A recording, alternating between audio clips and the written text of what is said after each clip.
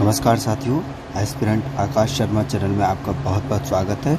चलिए MPPSC 2020 का जो मेंस का एग्ज़ाम था उसका GS 1 पेपर 1 की हम बात करेंगे। कैसा क्वेश्चन क्या रहा, किस प्रकार के क्वेश्चन पूछे गए हैं और कौन कौन से क्वेश्चन आए हैं। चलिए बात करते हैं डायरेक्ट। देखिए इसमें जो पहला क्वेश्चन है, इसमें मैं जो वीडियो बना रहा हूँ खासतौर से नए अभ्यर्थी के बहुत काम आएगा। ये जो है देखिए पहला प्रश्न है, इसमें इस प्रश्न में 15 अति लघु उत्तरीय प्रश्न है और प्रत्येक प्रश्न के उत्तर हेतु आदर्श शब्द सीमा 10 शब्द एक पंक्ति होगी, है ना। सभी प्रश्न अनिवार्य हैं, मतलब इसमें और या अथवा वाले क्वेश्चन नहीं आए, ठीक है। तो प्रत्येक प्रश्न 3 अंक का होगा, है ना। अब इसमें पहला क्वेश्चन है कोट दीजिए के बारे में आपको 10 शब्द लिखने थे, है ना। दूसरा क्वेश्चन है स्रोत सूत्र, ये हिस्ट्री के क्वेश्चन है ना, इसके बारे में लिखना था, ठीक है। तीसरा क्वेश्चन अमित्र घात, है ना, ये भी हिस्ट्री का है। देवल। पांचवा क्वेश्चन दीवान इंशा, ये मिडाइवल का है ना, मिडाइवल। अब ये ताराबाई, है ना, अहोम विद्रोह। फिर 8वां क्वेश्चन मोपला विद्रोह, है ना, ये मॉडर्न हिस्ट्री के आ गए होंगे, आपने पढ़े होंगे, स्पेक्ट्रम में बहुत अच्छे से दिया हुआ है। अहोम विद्रोह, मोपला विद्रोह। और 9वां क्वेश्चन लाला हरदयाल, इनके बारे में 10 शब्द में लिखना था या एक पंक्ति में, है ना। भील विद्रोह, ये भील विद्रोह स्पेक्ट्रम में या आप जो भी मॉडर्न हिस्ट्री की बुक पढ़ेंगे आपको ये सरल तरीके से आपको पढ़ने को मिल जाएगा, है ना। सारे क्वेश्चन जिस अभी तक जो देख रहे हैं सभी मुझे इसमें कोई कठिन नहीं पूछे गए हैं, बहुत अच्छे क्वेश्चन हैं। ग्यारसपुर जो तहसील है विदिशा जिले की, है ना, उसके बारे में लिखना था 10 शब्दों में एक पंक्ति में, है ना। अब कुंवर रघुनाथ शाह, कितना अच्छा क्वेश्चन आया है ना, 10 शब्द में लिखना था। बस ये कि शब्द सीमा में ध्यान रखना है। अब है मल्हारा होलकर, जो होलकर वंश के थे, मल्हारा होलकर, उनके बारे में लिखना है 10 शब्द। बुंदेला विद्रोह स्पेक्ट्रम में, मैं स्पेक्ट्रम की इसलिए बोलूँगा क्योंकि मैंने स्पेक्ट्रम अच्छे से पढ़ी है और ये पूरे क्वेश्चन उसमें बिल्कुल अच्छे से, आप जिन्होंने ये बुकें पढ़ी होंगी, आप जो भी पढ़ रहे होंगे, आप देखेंगे इनमें से आपको मुझे जहाँ तक दिखाई दे रहा है एक भी क्वेश्चन ऐसा नहीं है जो अलग से कुछ पूछा गया हो। सभी जो आप पढ़ते हैं नॉर्मली उन्हीं में से, है ना। और फिर मल्हारा, बुंदेला विद्रोह, अवंतीबाई, है ना, अवंतीबाई के बारे में 10 शब्द लिखना थे, ठीक है। ये थे 3 मार्क्स वाले 15 जो अति लघु उत्तरीय प्रश्न थे, ठीक है। अब यहाँ से हम चलिए अब हम बढ़ते हैं प्रश्न 2 की तरफ, है ना। ये जो हैं अपने प्रश्न दूसरा, और इसमें अपने को अब 10 लघु उत्तरीय प्रश्न हैं इसमें, ठीक है। 10 हैं लघु उत्तरीय प्रश्न। प्रत्येक प्रश्न के उत्तर हेतु आदर्श शब्द सीमा 50 शब्द है, ठीक है, या 5 या 6 पंक्तियों में लिखना होगा आपको। सभी क्वेश्चन अनिवार्य है ना, यहाँ पे लिखा हुआ है। और प्रत्येक प्रश्न जो है 5 अंकों का है, ठीक है। तो ये टोटल जो है 50 नंबर के ये आएंगे, है ना, 10 × 5, ठीक है। अब पहला क्वेश्चन इसमें है बालाथल संस्कृति क्या है, इसकी प्रमुख विशेषताओं का वर्णन कीजिए, ठीक है। दूसरा क्वेश्चन है प्राचीन भारतीय वैज्ञानिक साहित्य पर निबंध लिखिए, है ना। अकबर की धार्मिक नीति का मूल्यांकन कीजिए, तीसरा क्वेश्चन था। चौथा क्वेश्चन भारत में परंपरागत कुटीर उद्योगों के पतन के कारण लिखना है, ठीक है।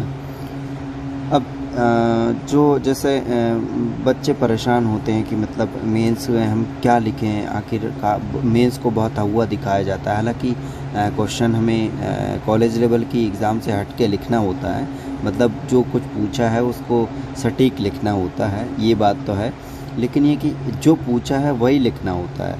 अब ऐसा नहीं है कि कुछ अलग से बना के हमें लिखना होता है, ऐसा कुछ मतलब हुआ नहीं है ये, है ना, आप समझ रहे हो मेरी बात।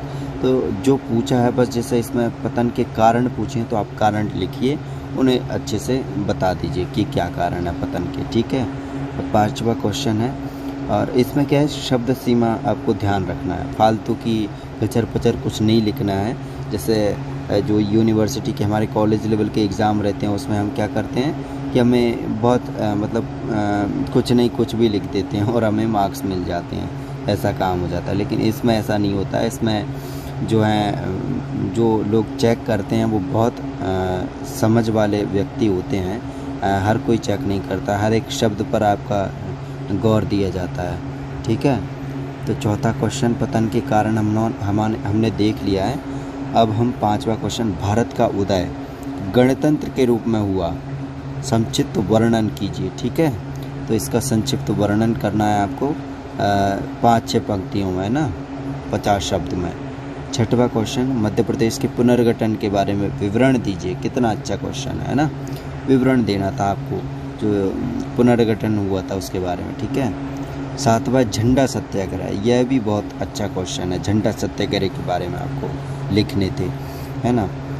मध्य प्रदेश के प्रमुख स्थानीय त्योहारों का विवरण दीजिए। जो स्थानीय त्योहार हैं मध्य प्रदेश के उनका विवरण देना है। कितने शब्दों में? 50 शब्दों में, ठीक है, या 5-6 पंक्तियों में।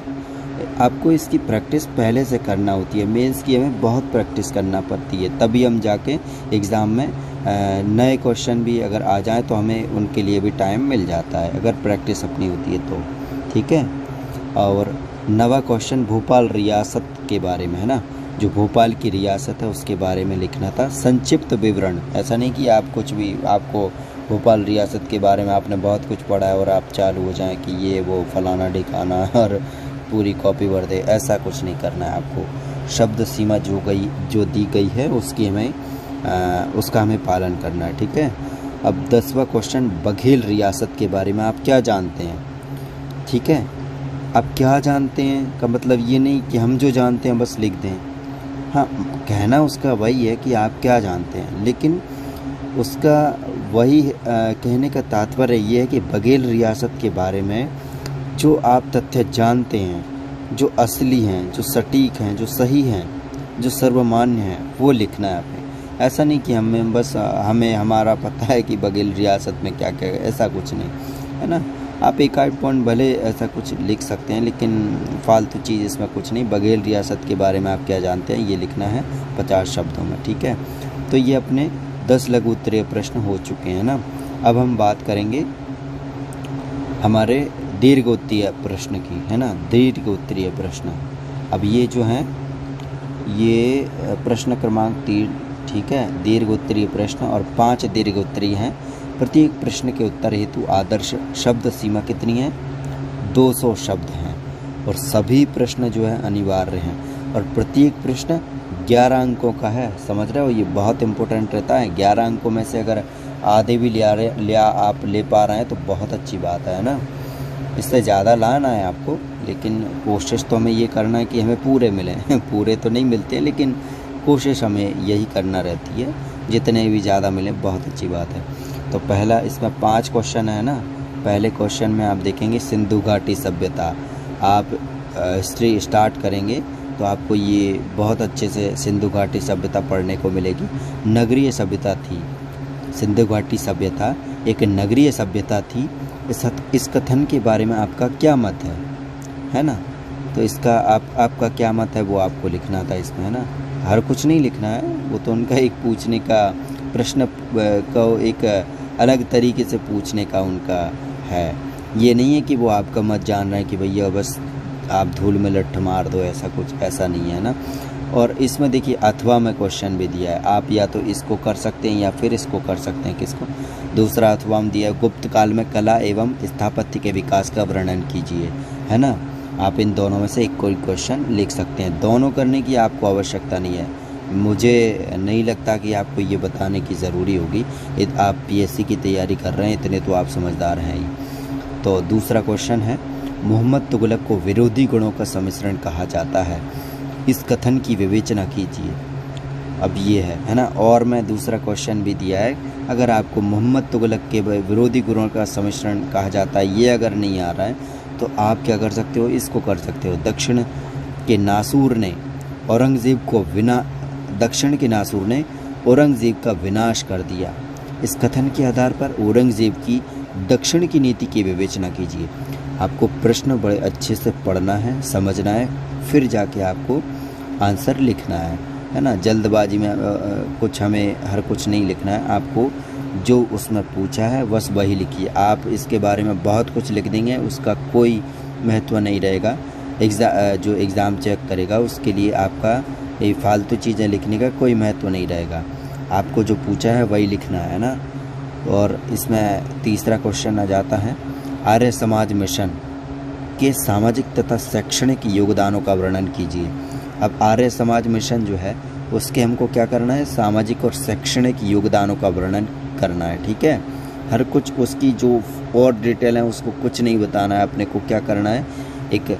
लेकिन ये सुनिए दीर्घ उत्तरीय है तो आपको इसको पृष्ठभूमि वगैरह जो है आपने तैयारी तो करी होगी, तो पृष्ठभूमि वगैरह जो हम बनाते हैं उसका फिर लास्ट में ले जाते हैं उसको कैसे, मतलब जो स्ट्रक्चर होता है दीर्घ उत्तरीय क्वेश्चन का हमें वही लिखना हो, उसी प्रकार से हमें लिखना है। तो वो थोड़ा थोड़ा बेस बनाने के लिए आप पृष्ठभूमि वगैरह ये सब धीरे से लिख सकते हैं ना।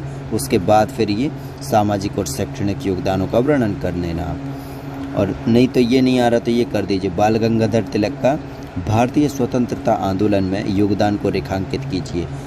दोनों क्वेश्चन बहुत अच्छे हैं, आप चाहें तो ये भी कर सकते हैं, ये वैसे बहुत ठीक रहेगा क्वेश्चन, और ऊपर भी कर सकते हैं, ठीक है। चौथा क्वेश्चन है, मध्य प्रदेश में स्वतंत्रता आंदोलन का वर्णन कीजिए। लो इतना तो आप कर ही सकते हो ना, स्वतंत्रता आंदोलन का वर्णन करना है मध्य प्रदेश में, है ना। ये भी नहीं आ रहा आपको तो कम से कम ये देख लो, मध्य प्रदेश के प्रमुख ऐतिहासिक एवं पर्यटन स्थलों का विवरण दीजिए। तो मध्य प्रदेश के जो ऐतिहासिक एवं पर्यटन स्थल हैं उनका विवरण देना था ये, लेकिन विवरण जो देना है ना आपको थोड़ा सिस्टमेटिक देना चाहिए, है ना। इनकी ये पूछने का रहता है तो आप इसको भी लिख सकते थे, है ना। आप सिस्टमेटिक पूरा थोड़ा जमा के जो आप तैयारी कर मतलब मेंस की जो प्रैक्टिस करते वक्त आप अपनी जो लिखने की वो एक कौशल जनरेट करते हैं, तो वो जो चीज़ है उसको आपको इसमें अच्छे से दिखाना है ना, एक सिस्टमेटिक वे में। अब लास्ट क्वेश्चन है, बुंदेलखंड की रियासत का विवरण दीजिए। बुंदेलखंड की रियासत का विवरण दीजिए, ठीक है। आपको ये नहीं आ रहा है तो नीचे वाला कर सकते हैं कि चलिए ये बता दीजिए, होलकर वंश का विवरण दीजिए। दोनों में से कोई एक लिख दीजिए। देखिए चाहती तो पीएससी भी है कि आप लोग सिलेक्ट हो जाएं, है ना। अब ये है कि अपने को पढ़ना अपने को है ना, और प्रैक्टिस अपने को करना है। उन्होंने देखी कम से कम ये 5 क्वेश्चन को आप इतनी बड़ी एग्ज़ाम की तैयारी कर रहे हैं तो यार इतना तो बनता है, और थोड़ी कठिन है ये तो सभी को ही पता है। और फिर हर किसी को ये अधिकारी थोड़ी बना देंगे, जब आप मेहनत करेंगे तभी तो आप अधिकारी बनेंगे, है ना। ये जो है बहुत जितना भी इसमें मतलब चीज़ें परीक्षा में हमें देखने को मिल रही हैं, जो आप इस एग्ज़ाम की तैयारी में जो चीज़ें सीख रहे हैं ना, उससे कई ज़्यादा आपको सच में आपको फील्ड में देखने को मिलेंगी। इसलिए हमें क्या है धीरे धीरे जो एक इसका स्ट्रक्चर है एग्ज़ाम का, ये हमें धीरे धीरे भविष्य के लिए तैयार करता है कि हम भविष्य में कैसे काम करेंगे, हमारे सामने क्या क्या परिस्थिति होंगी, कैसी परिस्थितियाँ होंगी, मतलब हमें कितना प्रेशर आएगा इधर उधर का, फिर भी हम काम करेंगे, है ना। ऐसा नहीं है कि आपके ऊपर कोई आपके ऊपर उल्टा कोई केस हो गया पता पड़ रहा है तो आप चिंता में पता पड़ रहा है, खाना ही नहीं खा पा रहे हैं, तो ऐसी तो उस स्थिति में आप कैसी आपकी स्थिति मानसिक स्थिति होगी, वो चीज़ें अभी से अपनी तैयार हो जाती हैं। और भी चीज़ें हैं, चलिए अपन वीडियो को ज़्यादा आगे नहीं बढ़ाएंगे, क्योंकि देखिए मेरा भी और आपका भी दोनों का समय बहुत बड़ा महत्व रखता है। इसलिए अगला क्वेश्चन पेपर मैं देने जा रहा हूँ। अगला क्वेश्चन अगली वीडियो में आएगा, अगला क्वेश्चन पेपर 2, उसे भी आप देख लीजिएगा। वीडियो अच्छा लगा हो तो लाइक करिएगा। और सुनिए मैं इतने अच्छे से मतलब इतनी कहेंगे कि दादागिरी से या मतलब इतने रौब से बोल देता हूँ कि सुनिए मेरे चैनल को सब्सक्राइब करिए, लाइक करिए, फलाना ठिकाना। एक देखिए कहीं ना कहीं एक कनेक्शन बन जाता है आप लोगों से। मैं भी आप ही लोगों के लिए हूँ और आप भी कहीं ना कहीं मेरे भाई लोग ही हैं, है ना। इससे मेरा भी फ़ायदा है और आपका भी फ़ायदा है। आपको फिर भी बता दूँ कि इससे जो है आपके एक लाइक से मुझे सच में बहुत मोटिवेशन मिलेगा। इतना ज़रूर आप सोचिएगा। तो आपको वीडियो अच्छी लगे तो ज़रूर लाइक करिएगा, सब्सक्राइब करिए, ताकि मैं सच में आगे वीडियो बनाने के लिए प्रेरित हो सकूं। मुझे ये लगे कि हाँ, ये सच में मैं मतलब किसी के कुछ काम आ पा रहा हूँ। ये मेरी जो वीडियो बना रहा हूँ या अपना भी समय मैं बर्बाद कर